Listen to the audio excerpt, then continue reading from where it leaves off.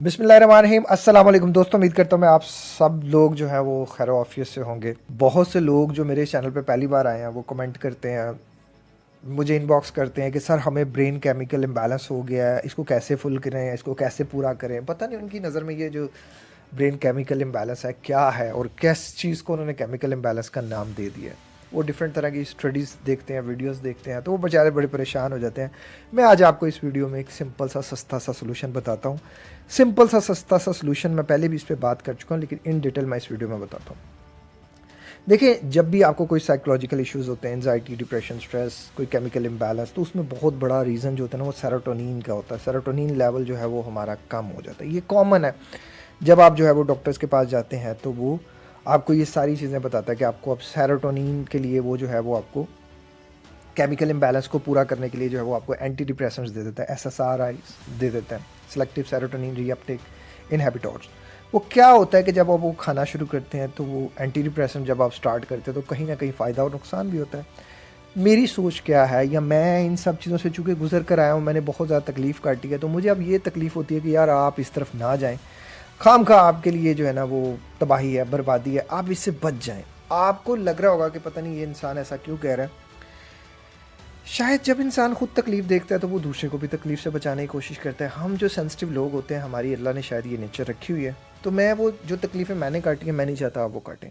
तो इसलिए मैं बात करता हूँ हमेशा कि आप कोशिश करें कि पहले सेल्फ़ हेल्प पे बात करें, आप सेल्फ़ हेल्प पे काम करें, आप अपने आप को खुद से मैनेज करें, आप अपने आप को खुद से ठीक करें। देखिए, मैंने खुद से मैनेज किया, मैंने अपनी ज़िंदगी को बहुत चेंज किया, बहुत सी चीज़ें मैंने बदली, क्योंकि मैं भी बाय बर्थ बहुत सी नेगेटिविटी के साथ पैदा हुआ था। बहुत से मेरे इधर इर्द गिर्द जो मैं कहता हूँ इतने नेगेटिव इवेंट्स गुजरे, तो नेगेटिव इवेंट्स ने मेरे अंदर जो ब्रेन केमिकल्स थे उनको इम्बैलेंस कर दिया, मेरे सेरोटोनिन को इम्बैलेंस कर दिया।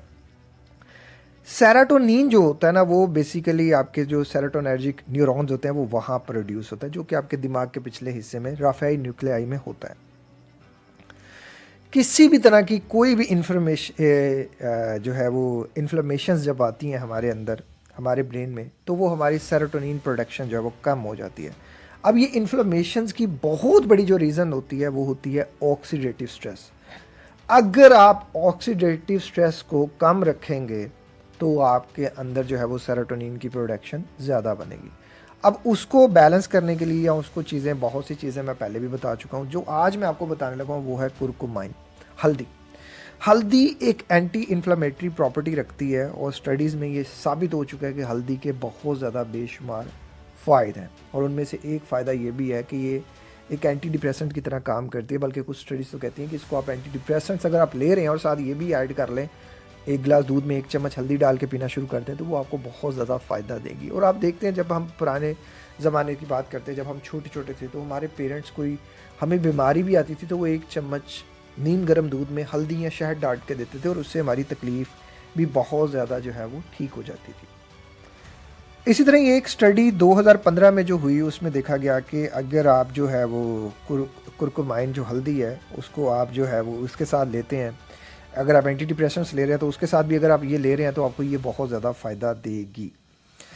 फिर एक और स्टडी 2017 में हुई, उसमें देखा गया कि जो लोग रेगुलरली इसका इस्तेमाल करते हैं कुरकुमाइन का, उनके अंदर डिप्रेशन जो है वो काफ़ी बेहतर होता है, यानी कि डिप्रेशन को ये बेहतर करने में काम करती है। और कुरकुमाइन जो है ये एक नेचुरल इसका ट्रीटमेंट है, ये तो सेव है, ये तो कोई भी इंसान जो यूज़ कर सकता है। फिर 2017 में एक स्टडी हुई, उसमें भी देखा गया कि एक और स्टडी में देखा गया कि इसमें जो डिप्रेशन के सिम्टम्स थे वो काफ़ी ज़्यादा कम थे। और ये जो इसका जो है ना इसका अगर सेफ्रॉन के साथ अगर आप इसका इस्तेमाल करते हैं तो ये और ज़्यादा इफ़ेक्टिव हो जाती है। फिर 2014 में एक जो है वो जर्नल ऑफ एंजाइटी डिसऑर्डर्स में भी जो है वो देखा गया कि कुरकुमाइन जो है वो एक अकेला भी अगर आप इस्तेमाल करते हैं तो वो भी बहुत ज़्यादा फ़ायदेमंद है। हल्दी वाला दूध आपके आपके लिए एंटी डिप्रेसेंट का काम कर सकता है। जिन लोगों को दूध सूट करता है वो दूध में इसको ले सकते हैं, नहीं तो सिंपल इसकी हल्दी की जो है वो कावा बना के आप पी सकते हैं। इसके बहुत से बेशुमार फ़ायदे हैं। मैं हमेशा आपको एक ही चीज़ समझाने की कोशिश करूँगा कि आप हमेशा वो काम करें जो आपको ईज़ी टू कैरी है। लोग बहुत जल्दी वेट रिड्यूस कर लेते हैं लेकिन उसको कंटिन्यू नहीं कर पाते, उनके लिए ईज़ी टू कैरी नहीं होता।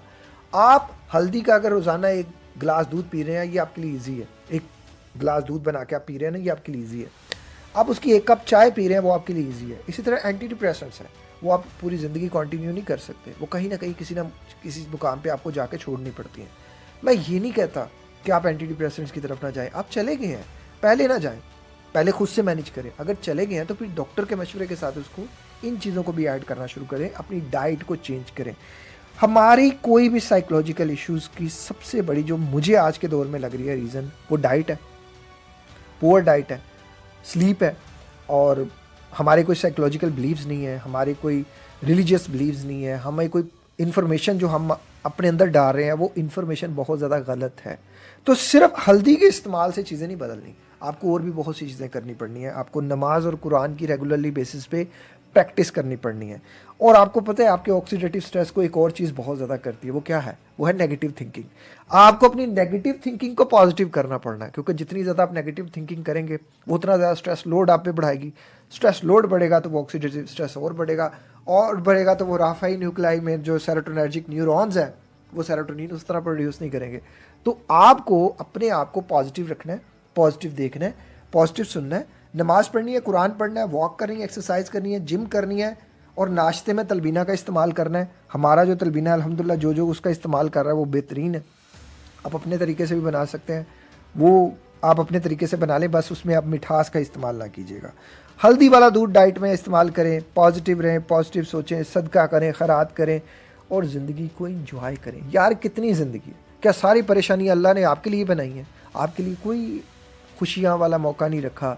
आपकी लाइफ में कोई वो वक्त नहीं आएगा कि जब आप खुश हों ज़िंदगी में। यार आपने कितनी परेशानियाँ ज़िंदगी में अब तक देखी हैं, क्या आपका नहीं अब हक बनता कि आप खुशियाँ देखें? आपका दिल नहीं करता कि आपकी ज़िंदगी आगे जाए? आप क्यों अपने आप को पीछे धकेल रहे हैं? आप क्यों अपने आप को डीमोटिवेट कर रहे हैं कि जी मुझसे नहीं होगा? आपको पता है आपके अल्फाज भी आपके सेरोटोनिन लेवल को अप कर सकते हैं या डाउन कर सकते हैं। अभी आप मोटिवेशनल वीडियोज़ देख रहे हैं, आपका सेरोटोनिन लेवल यहाँ है, अभी यहाँ कोई डीमोटिवेशन वाली बात होगी, सेरोटोनिन लेवल यहाँ आ जाएगा। तो मोटिवेशन और डीमोटिवेशन को कहाँ से आ रही है? 2 तरीक़ों से, या तो बाहर से आ रही है या तो अंदर से आ रही है। तो आप जो बाहर की डीमोटिवेशन है उसको अंदर से मोटिवेट कर दें, और जो अंदर से मोटिवेशन है उसे और मोटिवेशन कर दें। जो बाहर से मोटिवेशन आ रही है उसको और मोटिवेशन करें। आप इतना अपने आप को स्ट्रॉन्ग कर लें कि देखो मेरा मकसद क्या है, मैं चाहता हूँ कि यार हम लोग सब लोग ठीक हो जाएं, अपने आप को बेहतर से बेहतरीन कर लें, और एटलीस्ट आप मेरा साथ दें कि हम एक और ज़िंदगी के नाम का हॉस्पिटल बिल्डअप कर सकें, हम चीज़ों को बेहतर से बेहतरीन कर सकें। अगर मैं जैसे निकला और मैंने हज़ारों लोगों को निकलने में इसमें हेल्प की, कितने लोगों ने मेरी वीडियोस देखी, मिलियंस में मेरी वीडियोस गई। अब आप ज़रा देखो तो कितने लोगों ने इससे फ़ायदा हासिल किया। इसी तरह आप एक इंडिविजुअल हो, जब आप अपने स्ट्रेस को, डिप्रेशन को, एंजाइटी को हैंडल करना सीख जाओगे, अपनी लाइफ को चेंज करना सीख जाओगे, आपको पता चलेगा कि मेजॉरिटी केसेस में डाइटरी प्रॉब्लम है, डिप्रेशन और एंजाइटी मेजॉरिटी केसेस में। और लोग उसको जो है वो एक मेंटल इलनेस का नाम दे देते हैं, एक साइकोटिक जो है वो डिजीज़ का नाम दे देते हैं, वो साइकोसिस की तरफ लेके निकल जाते हैं, पता नहीं बाइपोलर और स्किज़ोफ्रेनिया और पता नहीं क्या क्या सर्च करके अपने ऊपर टैग्स लगा लेते हैं, अपने आप को बर्बाद करने की कोशिशों में पड़ जाते हैं। किसी का कुछ जाता है, किसी का कुछ नहीं जाता। दोस्त, किसी के पास इतना वक्त नहीं है कि कोई आपको समझाए, कोई आपको बताए, किसी के पास नहीं है वक्त। आपका वक्त है, आपको लगाना है, आपको ज़िंदगी को बदलना है। आप ज़रा समझो तो सही इन सारी चीज़ों को कि जब मैं कहता हूँ डाइट चेंज करो, एनवायरनमेंट चेंज करो, पॉजिटिव रहो, नमाज़ पढ़ो, कुरान पढ़ो, एक्सरसाइज करो, ये करके तो देखो। आप करोगे नहीं तो फिर कैसे चीज़ें बदलेंगी? मैं बदलूँगा सही है, यही काम के लिए रह गए। नहीं होता दोस्त, एक इंसान के ऊपर कितनी जिम्मेदारियाँ होती हैं आपको पता नहीं है। और प्रोफेशनल्स का टाइम हमेशा पेड होता है, फ्री नहीं होता। आप अपने पैसे बचाएं। पैसे बचाने के लिए बेहतरीन चीज़ ये है कि इन वीडियोस को देखें, इन पे अमल करें, इंशाल्लाह सब ठीक हो जाएगा। और इसी तरह की मोटिवेशनल वीडियोस को देखने के लिए इस चैनल को सब्सक्राइब कर लीजिएगा। एक और ज़िंदगी के नाम के हॉस्पिटल की दुआ कर दीजिएगा। अच्छे लोगों को कौन चैरिटी करता है? हमें तो वो शो ऑफ वाले बंदे चाहिए जो वाइट को ब्लैक, ब्लैक को वाइट करते हैं, वो लोग चाहिए हमें। अल्लाह माफ़ फरमाए उन लोगों से, मुझे तो बचाए एटलीस्ट।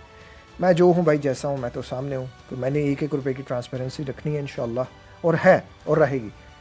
आपका दिया गया 1-1 रुपया मैं हॉस्पिटल पे लगाऊंगा, अपनी ज़ात पे नहीं लगाऊंगा। हाँ, अगर कोई मुझे लगा कि यार ये बंदा है, ये डिज़र्विंग है, तो हम उसके इलाज के लिए वो पैसे दे सकते हैं, उसकी मदद कर सकते हैं, लेकिन वो पैसे इंशाल्लाह उसी बंदे तक जाएंगे जो बंदा उसका हकदार है। मेरे तक नहीं आएंगे, मुझे ज़रूरत ही नहीं, अल्लाह का शुक्र है मेरे पास सब कुछ है। अपना बहुत ज़्यादा ख्याल रखिएगा, मुझे दुआ में याद रखिएगा। मिलते हैं किसी और वीडियो में किसी और टॉपिक के साथ। अस्सलाम वालेकुम, अल्लाह हाफ़िज़।